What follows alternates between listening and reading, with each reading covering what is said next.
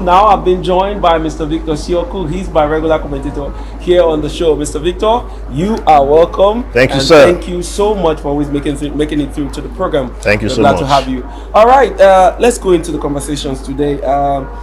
Let's start with the issue of blasphemy coming from Sokoto. You know, that's a very sad story that broke during the course of last week, and it's still trending. A lot has happened afterwards, after the killing of the young lady. There's been a protest, and a lot of leaders have been out there talking. One of the headlines here on the Punch says children won't attend school again, say Deborah's parents.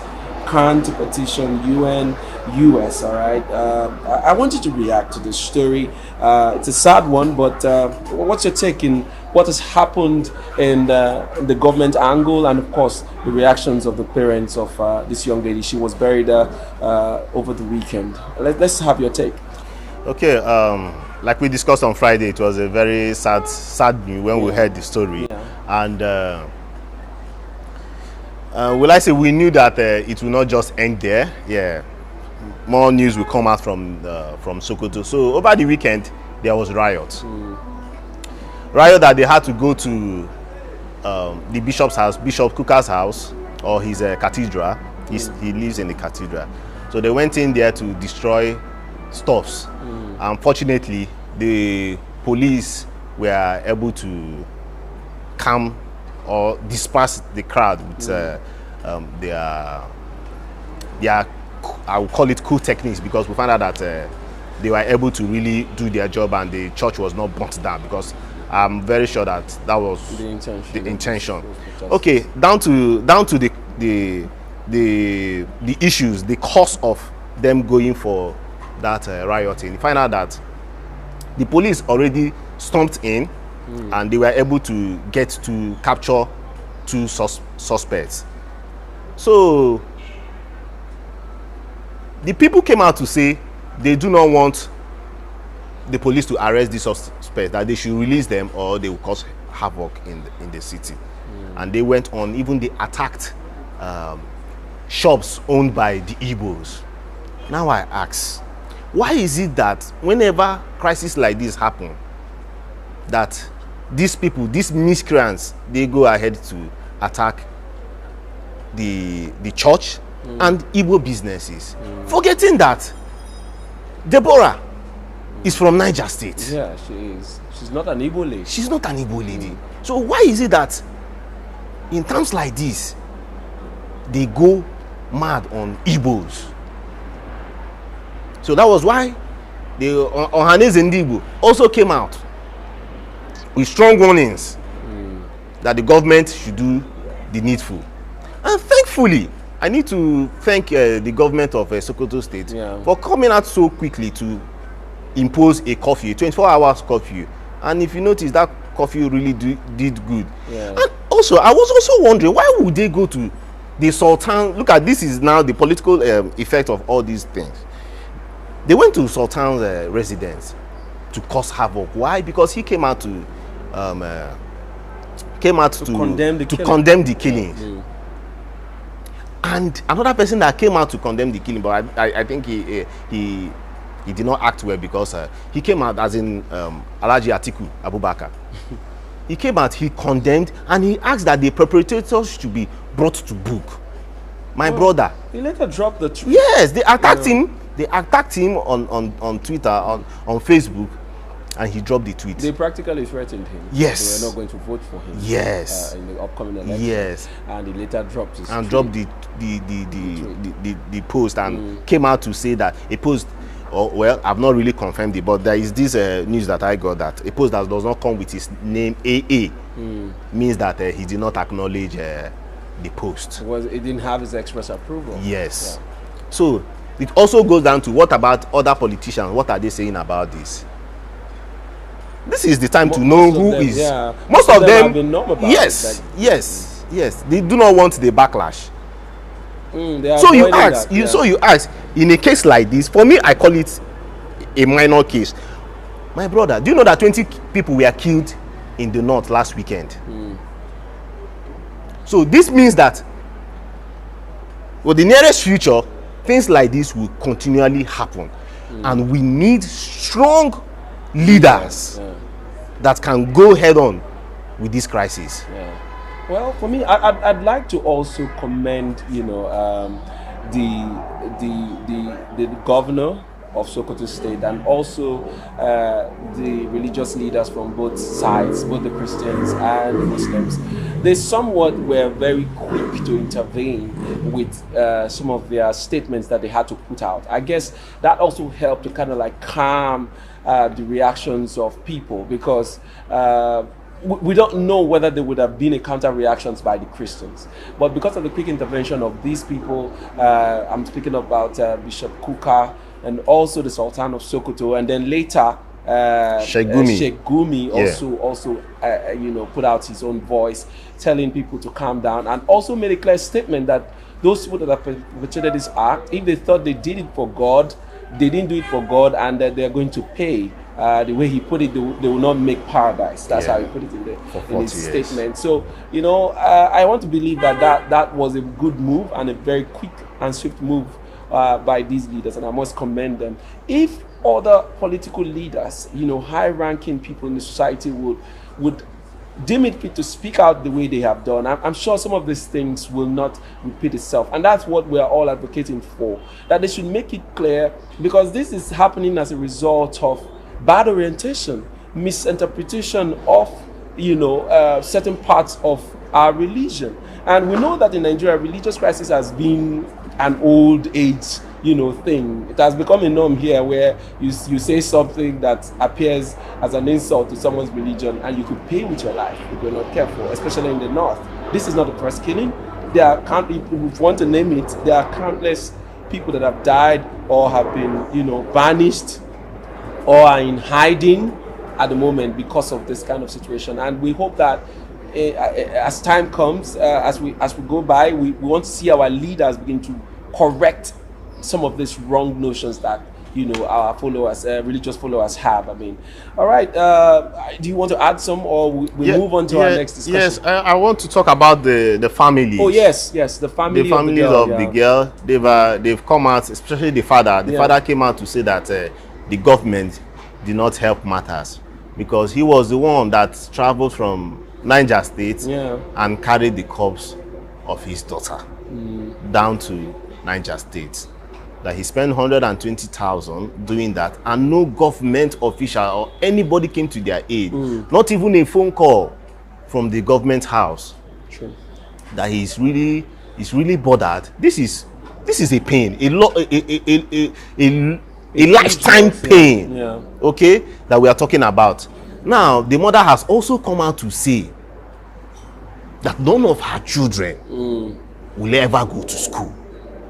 And you know what that means too.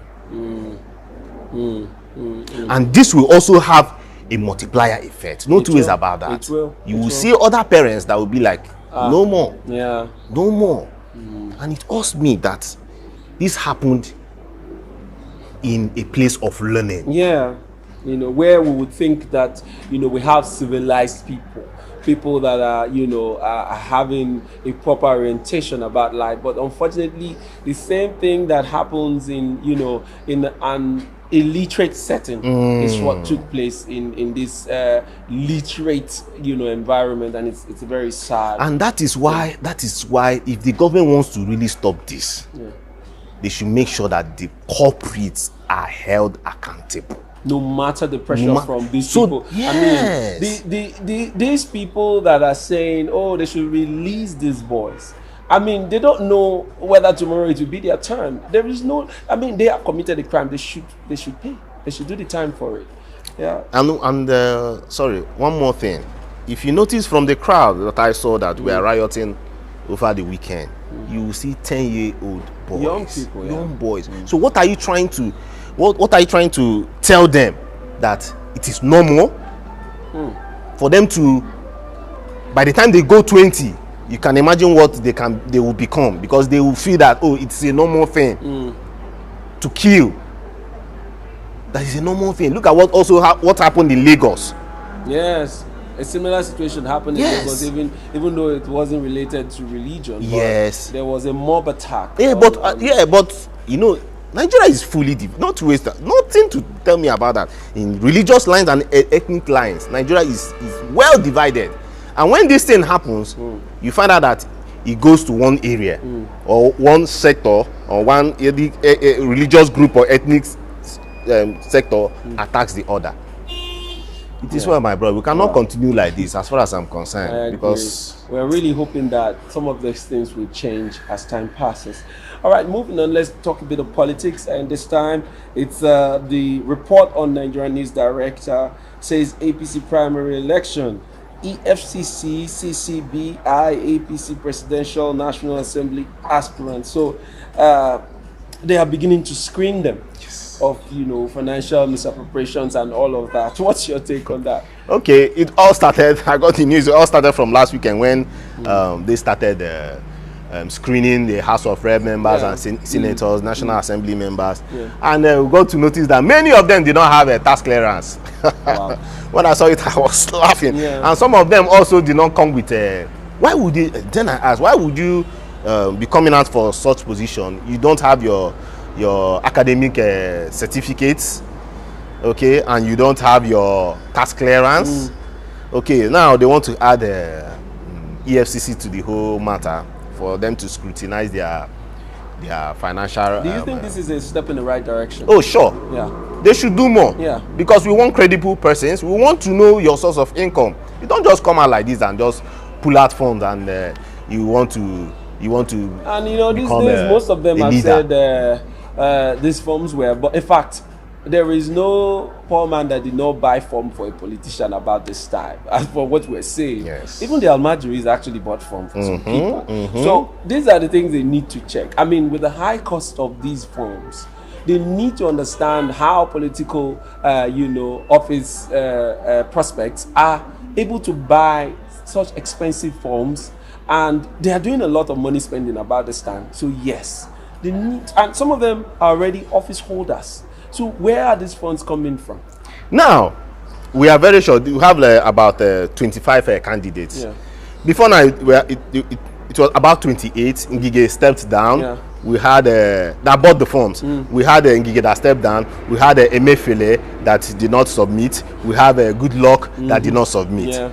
Now there is this will I say unconfirmed report so far. It's still unconfirmed that a particular candidate paid for 7 slots so that just days to the primaries, those slots will back down and support the candidate. So the effect will be that this person has he has the influence, he's powerful, but not knowing that somebody brought out about 700 million naira and spread it across so that it will now collapse to become one.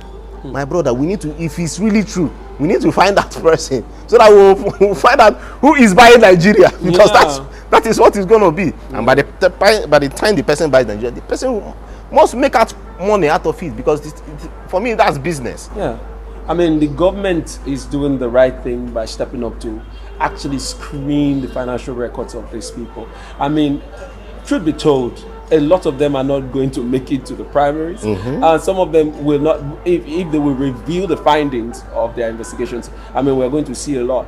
A lot is already happening, we all know. So this movement is just the right step in the right direction, and we're really happy that the government is looking at it from this angle. And the politicking is like you mentioned, is strongly moving. Somebody like the Senate president is really pulling waves. As it stands, you find out that Jagaban himself, to me, his traction, he's losing traction. Yes, he's beginning to tone it down. I don't understand why, but it's not as high as it was earlier. And so we don't know what is beginning to make him tone down. But we could feel that.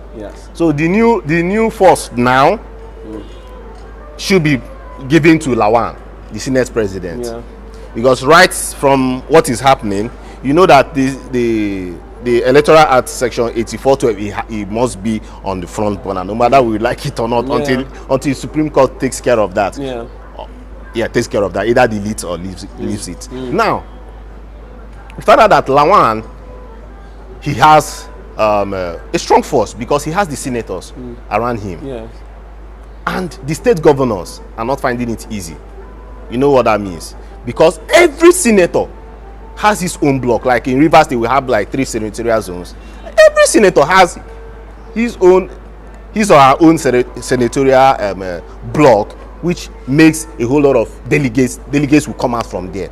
Now, what senators are asking governors to do is give us, if you want us to vote your choice, give us automatic tickets, which they are finding hard to, because governors themselves want to become senators.